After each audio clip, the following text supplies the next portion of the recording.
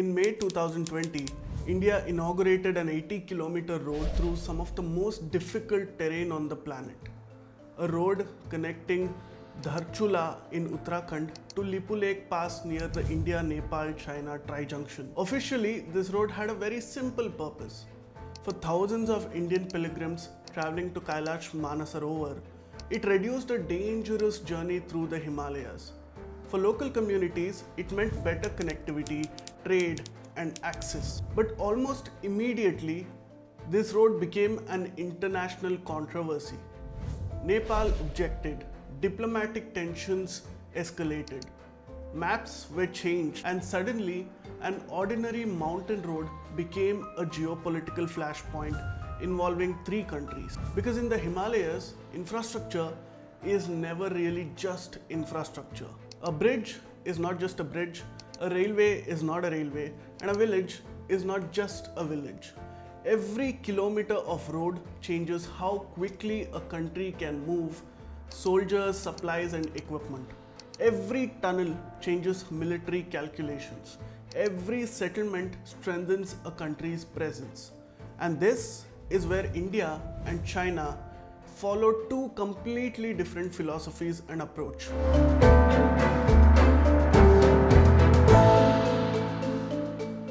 For decades, India saw the Himalayas as a natural wall protecting the country from external forces.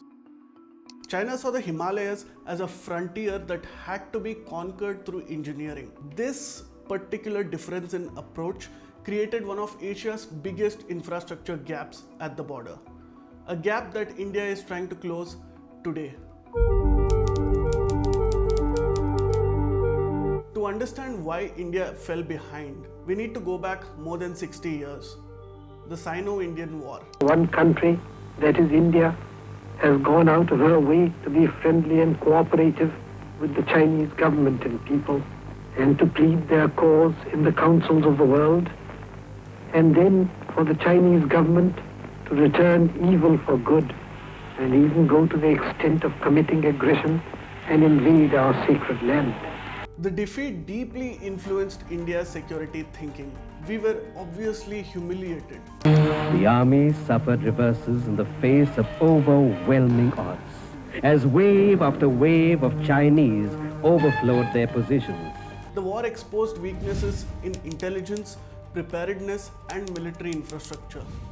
But one lesson that influenced border planning for decades was controversial. Many Indian policymakers believed that the Himalayas themselves were India's biggest defense. Remember A.K. Antony? Independent India, many years as a policy on border, best defense is not to develop the border. Undeveloped border is more safe than developed border. So many years there was no construction of roads, airfields, nothing in the border areas. By that time, China continued to develop their infrastructure in the border areas. So as a result, now they have gone ahead of us. Difficult terrain, extreme weather, lack of connectivity, all of this made any large-scale military movement very difficult for India. So there was a fear. If India builds roads right up to the Chinese border, what happens if China uses the same roads during a future invasion? But the logic was extremely flawed and defensive. Keep the frontier difficult. Keep the mountains as a natural barrier. But while India was preserving the difficulty of the Himalayas, China was preparing to remove those natural difficulties that surrounded them. The story of how China engineered control over Tibet is a fascinating one. For China, the border story does not begin with India. It begins with Tibet. After taking control of Tibet and annexing it in the 1950s, Beijing faced a fundamental problem. How do you control a massive territory that is geographically isolated from your political and economic centers? Because remember how far Beijing is from Tibet. The answer was infrastructure, because throughout history, empires have understood one basic rule. You do not truly control a territory because it appears on your map. You control it when your roads actually reach there, when your administration is able to reach there, when your people are able to reach there using those roads. when your economy is also able to reach there because roads enables trade and commerce. This became the foundation of China's Western development strategy. In 2000, Beijing launched its Go West campaign, pouring enormous resources into provinces like Tibet and Xinjiang. The goal was economic development. But there was also a deeper strategic objective: integration of all parts of the new China. China wanted these distant border regions connected permanently with the Chinese mainland.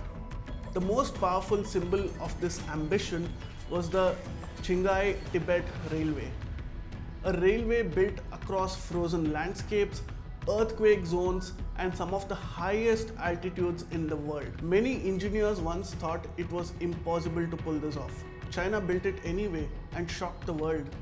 And suddenly, Beijing had changed the geography of Tibet on the map of China. A journey that was once extremely difficult became routine. People could move, tourists could come in, goods could move, and if necessary, soldiers could also move in. While China was building across Tibet, India had also recognized the same problem.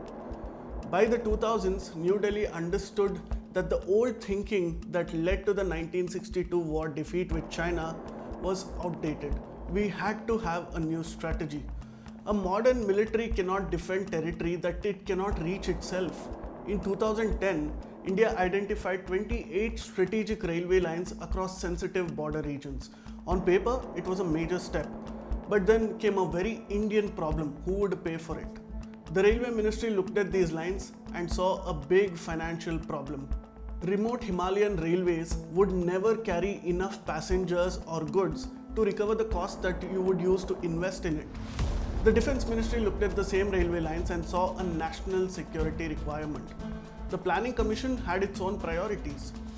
And while different arms of the government debated responsibility, these projects remained stuck forever. This is where the contrast with China became most visible. China had one centralized objective: connect the border. India had multiple institutions asking whose responsibility is the border. Is it the railways? Is it the Ministry of Defense? Or is it somebody else?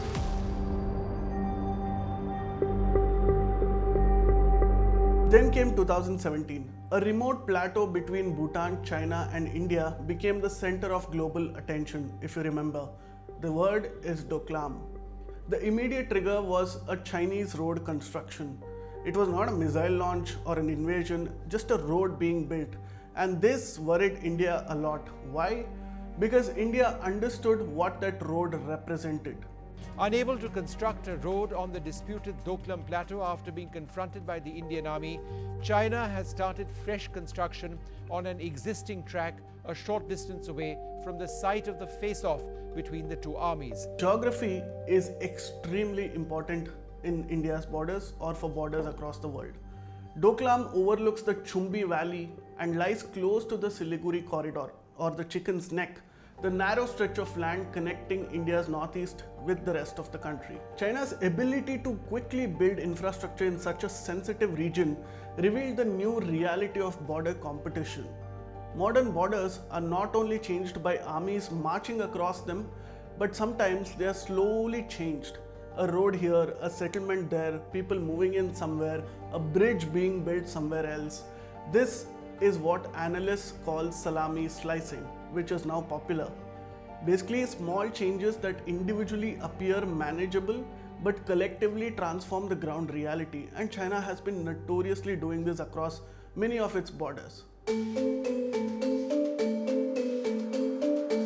And it's not just about roads. There is another battlefield in the Himalayas that receive much less attention: villages and how they're inhabited. China understood that empty borders are vulnerable borders even if you have soldiers. So it began constructing hundreds of villages and settlements near sensitive frontier areas. Officially, these are civilian villages, but strategically they create a permanent presence. Roads bring people, people create economies, and economies create control because you have a desire to do that. India faced the opposite challenge. Many Himalayan villages witnessed migration because young people saw no opportunities there, no future there. So people were deserting these villages to go somewhere else. There were no jobs, poor connectivity, limited services. These became known as ghost villages. This is why India launched the Vibrant Villages program. The idea represents a major change in thinking. A border resident is not someone living at the edge of India, they are someone standing at the beginning of India. And this fundamental difference in how we perceive people at the border made a lot of difference for India's approach towards border development. For centuries, India looked north and saw mountains. China looked south and saw a project. That difference shaped decades of policy. But the Himalayas of the 21st century are very different from the Himalayas of 1962. Technology has changed geography. Mountains can now be tunneled. Rivers can now be easily crossed. Entire cities can be supplied at impossible altitudes. The future of the India-China border will not only depend on soldiers standing face to face, but it will also depend on everything that stands behind them. The roads, the railways, the villages, the people. Because long before a conflict begins on the battlefield, it begins with the question, who reached there first?